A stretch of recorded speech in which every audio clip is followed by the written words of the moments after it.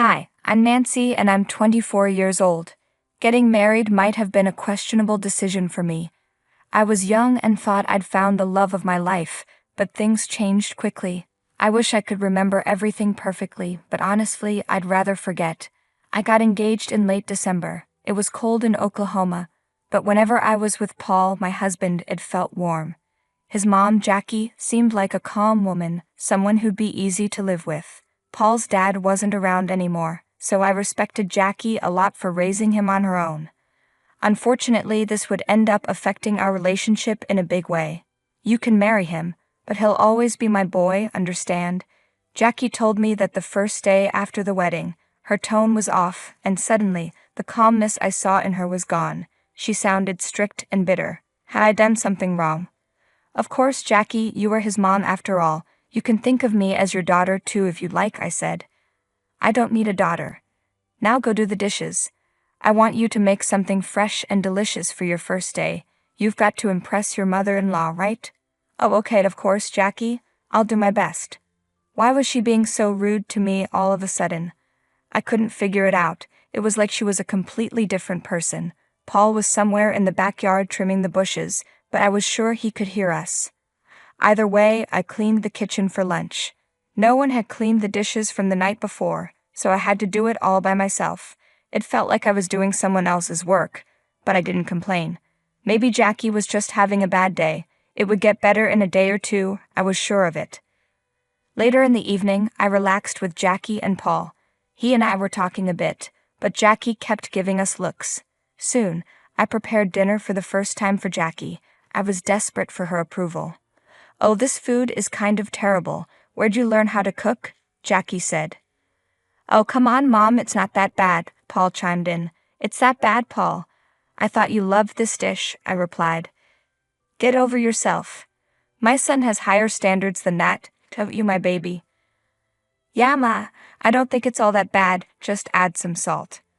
Honestly, I'm surprised it's edible. You could have cooked the meat more, Nancy. Any more undercooked, and I'd swear the slime was still bleeding. I'm so sorry. We can throw it out, and I'll make something else really fast. Oh no, please sit down and eat. The damage is done. Paul, call the ambulance. I'm about to eat this. If my liver fails, know that I love you. And Nancy, know that your food barely qualifies as edible.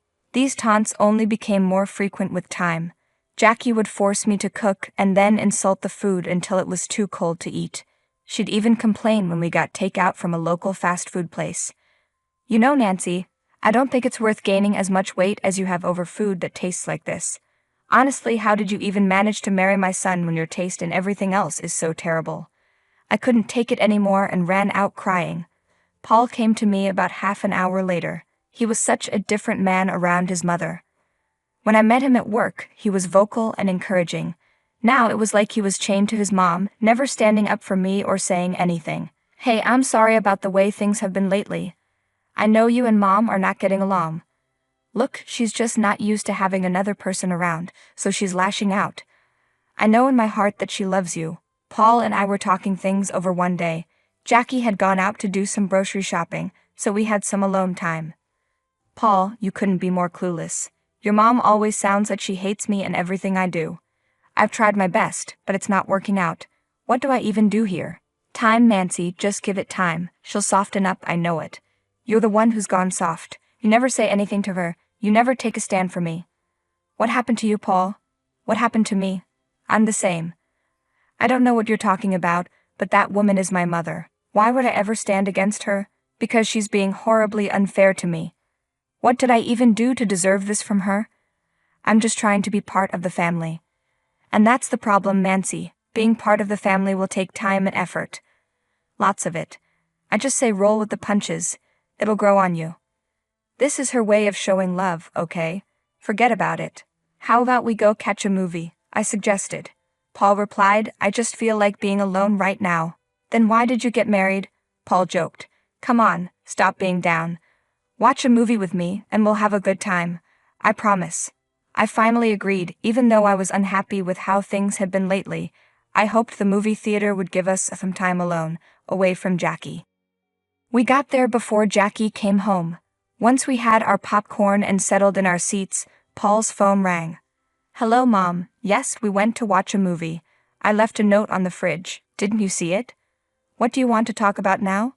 Okay, hold on. What happened? I'm so sorry. I think I need to talk to her for a minute. I'll step out and be back in just 5 minutes, okay?" Paul got up and left the theater. He said he'd be right back, but he stayed gone the entire movie. He only came back when the credits were rolling. I went to check on him later, but I couldn't find him in the halls, and his phone was still busy. It was clear that Jackie kept Paul occupied even when she wasn't around. It was getting hard to handle. I had some alone time in the theater to think.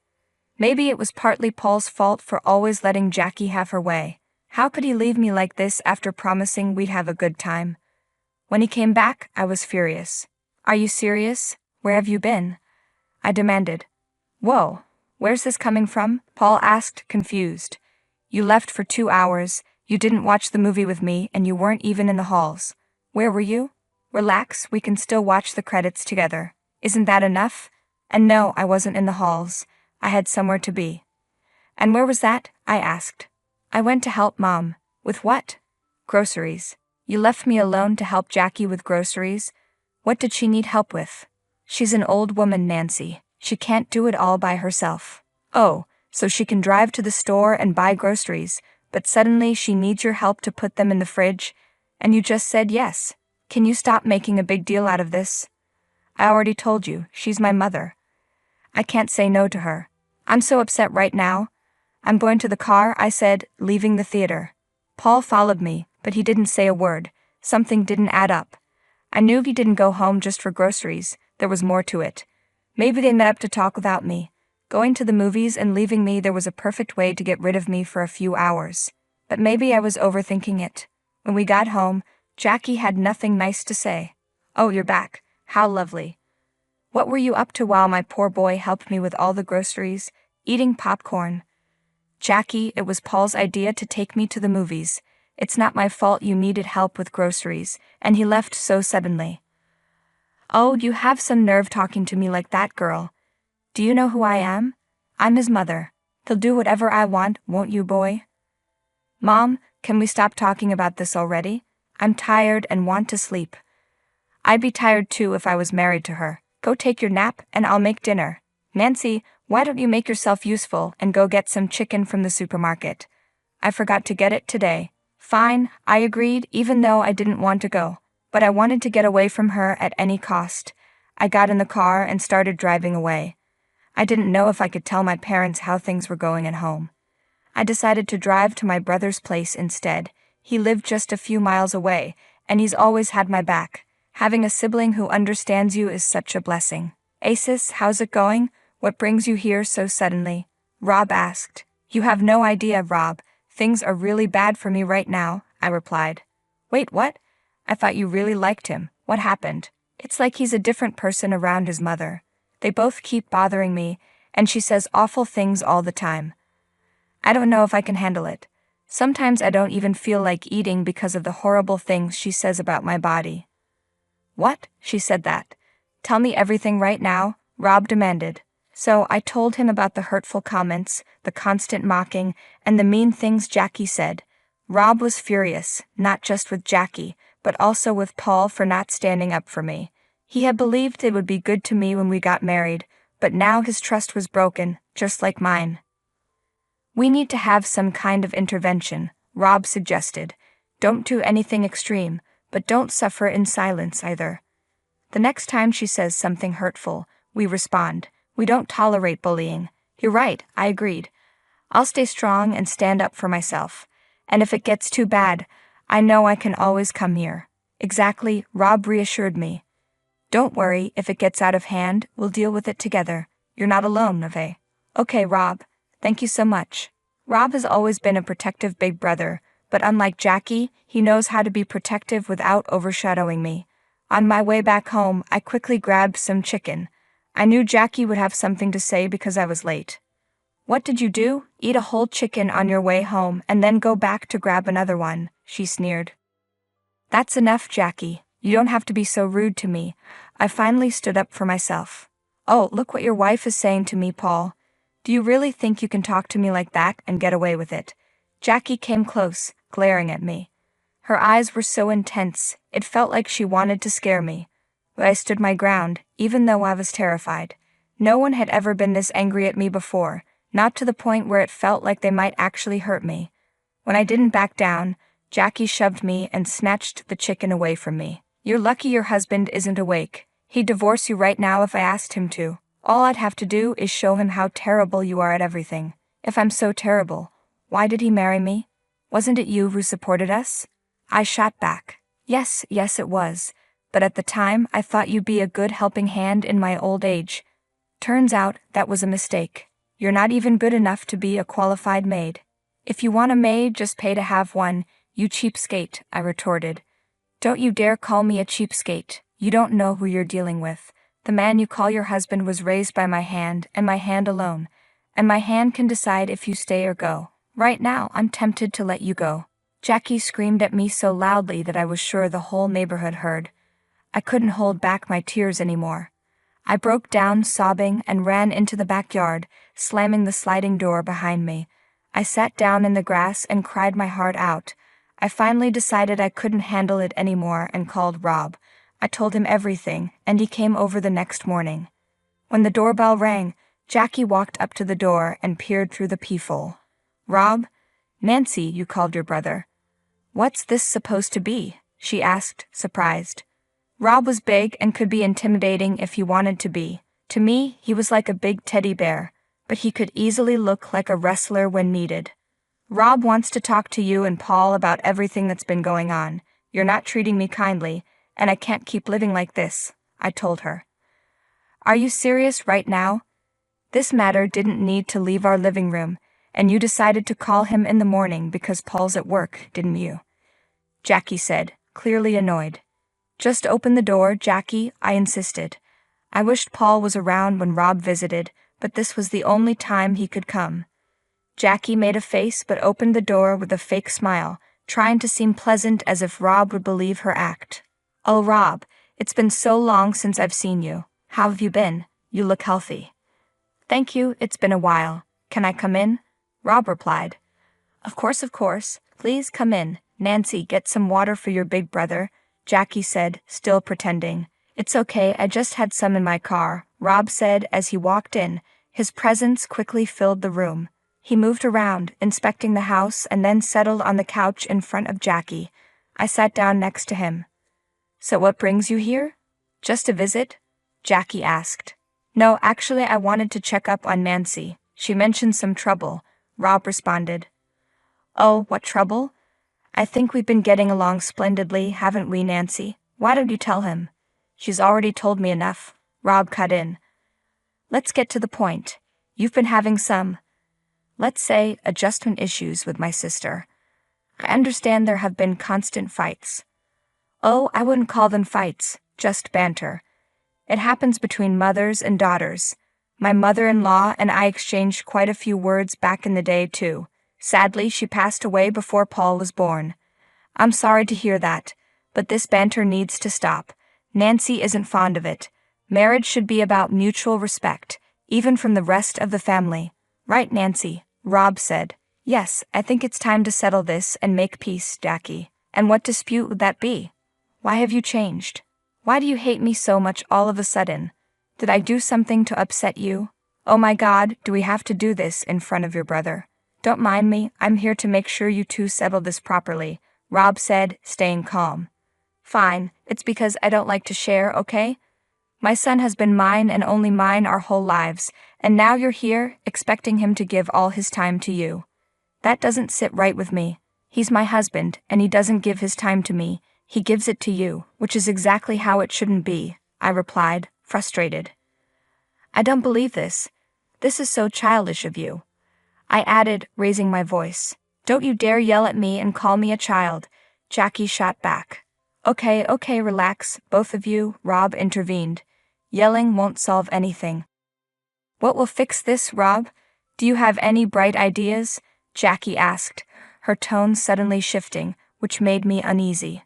"Look, I can see there's a problem. I think the only way to solve this is for you two to spend some time alone together, trying to understand each other. Maybe a change of pace, do something fun together instead of just handling the house and work, Rob suggested. What are you suggesting? Jackie asked, curious. Take a trip. I think a little family vacation would be a wonderful idea. The weather here is a bit annoying right now anyway. Wouldn't you like an exotic trip, Jackie? Rob offered. Oh, I most certainly would, but what makes you think we can afford one after the wedding? Jackie replied. Don't worry about that. I have a friend who runs a travel company. I can take care of most of the expenses.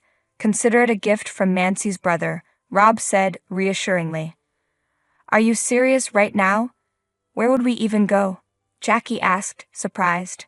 How does France sound? Rob suggested. Oh my God, France sounds lovely. Rob, you don't have to do this. It'll be so expensive for you guys, I said, feeling a bit guilty. Come on, Nancy, it's a gift. You have to appreciate it, Rob insisted. But there's a condition, Rob added. Jackie, you too, Nancy. The two of you have to try to get along with each other. We'll do our best, won't we, Nancy? Jackie said, her eyes suddenly full of promise. I'd never seen her this excited before, not even at the wedding. I didn't fully trust her, but I did deserve a break from everything. France sounded lovely this time of year, so I agreed. That evening when Paul came home, we broke the news to him. He was ecstatic and dropped his work bag to celebrate with us. Finally, it felt like the three of us were getting along. I was skeptical at first, but maybe Rob's idea was working. Paul managed to get a few days off from work the next week, and we started packing for the trip. Hey, do you remember the cute bags we got for our little trip to Florida? The ones that look alike? Paul asked. Yes, do you think we should take them with us? I replied. Of course. I love those bags, they remind me of that trip, Paul said, smiling. Jackie seemed a bit detached from us. She often called someone and talked to them for hours. I thought she might be realizing her mistakes and giving us some space, but she still made some odd comments about Paul not giving her enough time.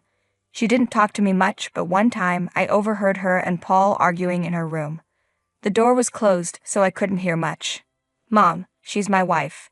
I have to give her at least a little time. I thought you were okay now. What's wrong? Paul said. I'm not okay. I want to be, but I'm not. I still can't get myself to like her, Jackie admitted. What do you want me to do? Paul asked, frustrated. I need to have more time with you. You were like this when I had you, but that's why we're taking the trip, so you get to like each other. And I'm always going to be around, aren't I? Paul said, trying to reason with her. All of you are living in fantasies. Fine, I'll do something about this myself, Jackie snapped. What are you going to do? Paul asked. Look, here's the plan and I need you to go along with it, Jackie whispered. I couldn't hear the rest, but I knew they had some plan. I was concerned but didn't do much about it. I hoped everything would work out fine if I just paid attention to what they were doing. We packed our bags. Both mine and Paul's looked similar, but I could always tell which was which by the weight. On the day of departure, Jackie looked unusually happy. She even talked to me and didn't make any weird faces. I found it intriguing, but guessed it was because we were finally going on the trip. At the airport, we had to go through customs. We put our bags on the conveyor belt to be scanned.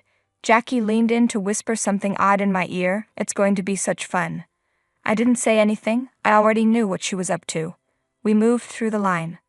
My bags were inspected, and everything was fine, so I was allowed to go through customs. When I turned around, I saw Jackie's face filled with confusion. What was she scheming? Then it hit me. Paul hadn't come out yet. We looked around to see officers rushing to the customer counter. They were escorting Paul away as he pleaded, Please, please, I'm so sorry. I didn't do anything. I don't know where that came from. Jackie rushed to his aid, but the officers held her back. Please stay back, ma'am. We found something illegal with this person. We need to take him to interrogation. He's my son. Please, he didn't do anything wrong. Jackie cried, but her pleas were in vain. Jackie had a breakdown right there in public, but I didn't move an inch. I knew what was going through that woman's head. She must have been cursing herself for what she did. Jackie had tried planting a small pack of drugs in my bag before we left, and she was successful. The bags looked identical, but she recognized mine and put the pack in it. But why didn't I get caught? It's because I removed it from my bag and put it in Paul's instead. They planned on excluding me from the trip entirely, so I turned their plan against them. I had the biggest smile on my face when Jackie looked back at me through her tears. She deserved what she got. I took my vacation to France and divorced Paul once I got back. I was hoping to make things work, but this was a clear sign that they never would. I stood my ground just like my brother had told me to. It was the justice I deserved.